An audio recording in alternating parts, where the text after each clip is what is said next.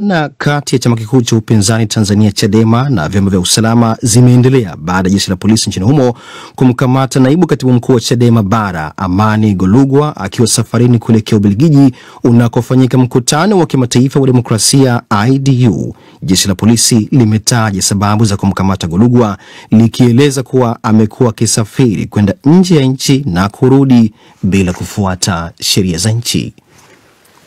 Amani Golugwa, naibu katibu mkuu wa Chadema upande wa Bara, amekamatwa na jeshi la polisi nchini Tanzania akiwa safarini kuelekea nchini Ubelgiji alikokuwa anakwenda kushiriki mkutano wa kimataifa wa demokrasia. Kwa mujibu wa Chadema, Golugwa alikamatwa usiku wa manane akiwa uwanja wa ndege wa Julius Nyerere na polisi kushikilia simu zake. Baada ya taarifa hizo kusambaa mnamo saa 8 mchana kwa saa za Afrika Mashariki leo, jeshi hilo lilitoa taarifa za kukiri kumshikilia Golugwa na kutaja chanzo cha kumkamata kuwa ni baada ya kupata taarifa za siri kuwa mwanasiasa huyo amekuwa akisafiri ndani na nje ya nchi bila kufuata taratibu za nchi. Akizungumza na DW, msemaji wa Chadema Brenda Rupia amesema tayari chama kimeshaanza utaratibu wa kisheria wa kumtoa Golugwa. Polisi wamekiri kumshikilia, lakini nimetaarifiwa kwamba dhamana iko wazi na mara baada atakapotoka atazungumza. Kwa mujibu wa mtandao wa X wa Chadema,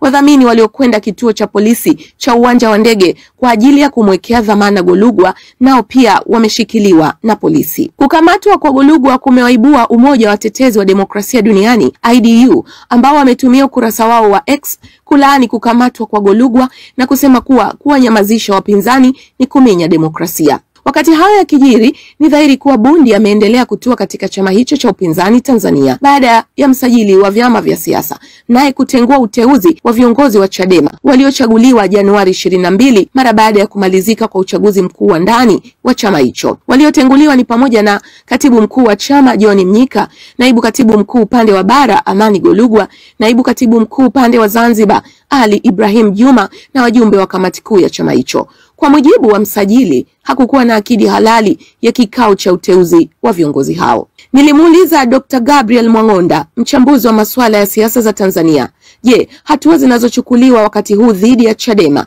zinaashiria nini katika medani za siasa? Tunaona msajili amewavua uongozi au wanachama kama nilivyokuambia, lakini pia kamata viongozi wa Chadema. Hili pia linaashiria nini?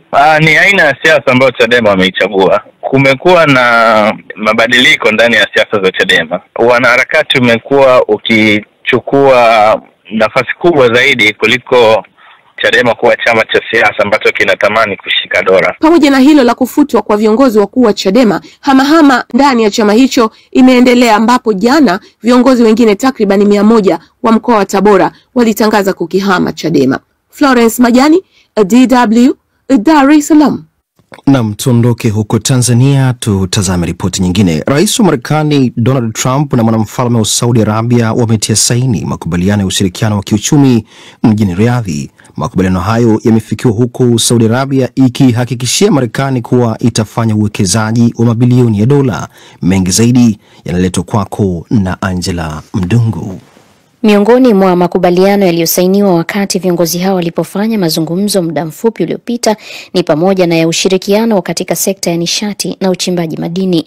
Yamesainiwa katika hafla maalumu iliyopewa jina la ushirika wa kimkakati wa kiuchumi. Makubaliano mengine yaliyotiwa saini ni pamoja na ushirikiano kati ya mamlaka za forodha, mahakama na ushirikiano kati ya makumbusho ya Smithsonian ya Marekani na taasisi za Saudi Arabia. Nchi hizo mbili pia zimetiliana saini mkataba mkubwa wa mauziano ya silaha ambao ikulu ya Marekani imeutaja kuwa ni wa kihistoria wenye thamani ya takriban dola za Kimarekani bilioni 142. Taarifa ya White House imebainisha kuwa makubaliano hayo yanaipa Saudi Arabia vifaa vya kisasa vya kivita. Akionyesha furaha na matumaini ya namna ushirikiano kati ya pande hizo mbili utakavyozinufaisha nchi hizo, Trump amesema, mtatengeneza idadi kubwa ya nafasi za kazi Marekani na tuna bidhaa bora zaidi. Tuna vifaa bora zaidi vya kijeshi duniani, hilo halipingiki. Ndege zetu za kivita, makombora yetu, mifumo yetu na kila kitu. tuna vifaa bora. Mataifa hayo mawili yamekubaliana kuhusu uwezekano wa Riyadh kununua ndege za kivita chapa F-35 za kampuni ya Lockheed kutoka Marekani, kulingana na chanzo cha kuaminika. Saudi Arabia imekuwa ikitamani kwa muda mrefu kuwa na ndege za aina hiyo. Kwa upande wake, waziri wa uwekezaji wa Saudi Arabia Khalid Al-Falih ameihakikishia Marekani kuwa nchi yake itafanya uwekezaji mkubwa ndani ya miaka kadhaa. Ameyasema hayo wakati wa mazungumzo ya jukwaa la uwekezaji baina ya nchi hizo unaokusudia kutekeleza ahadi ya mwanamfalme bin Salman ya kuwekeza dola za Kimarekani bilioni 600 nchini Marekani kwa kipindi cha miaka 4 ijayo. Katika ziara yake rasmi ya kwanza nje ya nchi, Trump ameandamana na wakurugenzi kadhaa wakiwemo wa kutoka makampuni ya Boeing, Amazon, OpenAI, Coca-Cola, Northrop Grumman na Uber.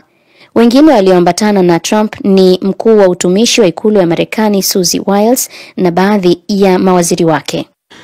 Shukran Angela Mdungu kwa ripoti hiyo. Israel imeendeleza mashambulizi yake huko Gaza leo Jumanne kwa kukishambulia kituo cha afya na kuwaua watu 3. Mashambulizi hayo ya Israel yanajiri wakati ambapo shirika la afya duniani WHO likisema zaidi ya watoto 50 wa Gaza wamefariki kutokana na utapiamlo tangu Israel ilipozuia uingizwaji wa huduma za kimsingi Gaza. Na Selena Mdemu na mkusanyiko yote yanayoendelea huko Mashariki ya Kati. Jeshi la Israel limetangaza mapema leo kufanya shambulio katika hospitali ya Nasser huko Gaza na kuwaua watu 3, akiwemo mwandishi wa habari aliyefahamika kwa jina la Hassan Ezraiya. Mwandishi huyo ameuawa wakati akipatiwa matibabu katika hospitali hiyo, na serikali ya Israel inamtuhumu Ezraiya kwa kuwa na uhusiano na kundi la wanamgambo wa Kipalestina la Hamas. Kikosi cha ulinzi cha Israel IDF kimeongeza kwamba kilifanya shambulio hilo kuwalenga wapiganaji wa Hamas katika kituo hicho cha afya kilichopo katika mji wa kusini wa Khan Yunis. Kwa mujibu wa kamati ya kulinda waandishi wa habari ni kwamba waandishi 178 wameuawa tangu kuanza kwa mzozo huko Gaza Oktoba 2023. Israel imewashutumu mara kwa mara waandishi wa habari katika ukanda huo kwa kufanya kazi na Hamas. Katika hatua nyingine, shirika la afya duniani WHO limesema leo kwamba zaidi ya watoto 50 wamepoteza maisha kutokana na utapiamlo katika wakati ambao Israel imezuia misaada ya huduma muhimu za kiutu kuingia Gaza.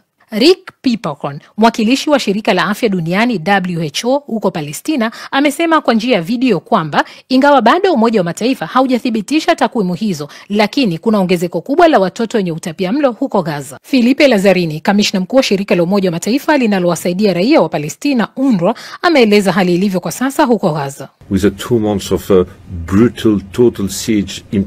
Ni miezi miwili ya mzingiro wa kikatili uliowekwa kwa wakazi wote, na leo tuko katika hali ambayo hakuna duka la mikate linalofanya kazi tena, hakuna jiko linalofanya kazi, hakuna chakula kabisa tena cha kugawiwa kwa idadi ya watu, na tumesikia pia leo takwimu za hivi karibuni kuhusu utapiamlo. Tayari tuna watu 500,000 wanaoishi katika hali mbaya.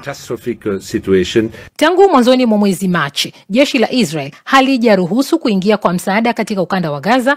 Israel inaishutumu Hamas kwamba inauza misaada hiyo inayoingizwa na kutumia mapato kuwalipa wapiganaji wao na kununua silaha. Mapema wiki hii, shirika la chakula na kilimo la Umoja wa Mataifa FAO lilionya kwamba baa la njaa linazidi kuongezeka huko Gaza na kwamba karibu watu milioni 2.1 tayari wameathiriwa na uhaba wa chakula. Juhudi mbalimbali za kusitishwa kwa vita zimefanyika, lakini mpaka sasa bado hazijazaa matunda. DW tunavuma kwa kishindo.